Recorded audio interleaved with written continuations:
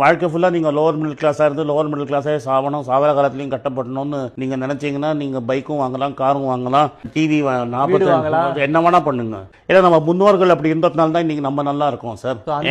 யார் அவங்க அப்பா தாத்தாலாம் மெட்ராஸ்ல வந்து ஒரு வீடு வாங்கிட்டோம்லாம் அவன்லாம் இன்னைக்கு கோடீஸ்வரன். ஏன்னா அன்னைக்கு லேண்டு சீப்பா இருந்தது. இன்னைக்கு எவன் போஸ்ட் ஆஃபீஸ்லயும் கரெக்டான டைம்ல, இப்போ ஸ்டாக் மார்க்கெட்ல கரெக்டான டைம்ல ஸ்டாக் மார்க்கெட்லயும் கோல்ட்லயும் போடுறானோ அவங்க பசங்க கோடீஸ்வரனா இருப்பான். அதனால இந்த ஒரு middle class status, upper middle கிளாஸ்ங்கிறது இஸ் a generational thing. அது மாறணும்னா அதுக்கான இந்த மாதிரியான சேமிப்பு முறைகள் நம்ம என்ன எடுத்துட்டு போக போறோம்? நம்ம வந்து சம்பாதிச்ச பணத்தை நம்ம எடுத்துட்டு போக போறது இல்ல. But you are giving a better start to the next generation. உங்க பெற்றோர்கள் உங்களுக்கு என்ன ஸ்டார்ட் லைஃப்ல கொடுத்தாங்களோ அதோட பெட்டர் ஸ்டார்ட்டை வந்து நீங்க அடுத்த ஜெனரேஷனுக்கு கொடுக்கணுங்கிறது தான் இதோட தாற்பயம். அண்ட் ரிட்டையர்மெண்ட் ஓல்டேஜை பத்தியே நம்ம ஊர்ல ஐடியாவே கிடையாது. ஏன்னா இந்தியால என்னன்னா எப்படியோ பெருசு வீட்டுல இருக்கும், எவனா பார்த்துப்பாங்கிற மாதிரி இத்தனை நாள் ஓடிடுச்சு. இப்ப என்ன பண்ணிட்டாங்க, இப்ப வந்து இன்னைக்கு இருக்கிற நிலைமையில அம்மா அப்பாவை அனாதையா விட்டு இந்த ஓல்டேஜ் ஹோம்ல விட்டுறவங்கள நம்ம நிறைய பாக்குறோம். அவங்களுக்கு அந்த மாதிரியான ஒரு திட்டமிடலும் அப்ப தேவைப்படுது அந்த இடத்துல. இப்ப நாளைக்கு என் பையன் என்ன கவனிப்பாங்கிறது.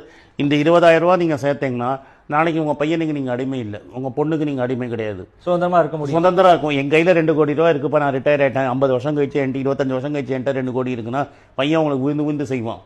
ஏன்னா அந்த 2 கோடி அவனுக்கு வேணும். நீங்க எல்லாத்தையும் செலவு பண்ணிட்டு நடுத்தரில் இருந்தீங்கன்னா பையன் நீங்க யாருன்னு கேட்பான். ஆனா அந்த 2 கோடி உங்கள்கிட்ட இருந்ததுன்னு வச்சுக்கோங்க, உங்களை காலில் விழுந்து கவனிப்பான். ஏன்னா நீங்க ஏதாவது எழுதி வச்சிட்டீங்கன்னா சொத்தை. நீங்க 60,000 ரூபாய் சம்பாதிச்சீங்கன்னாவே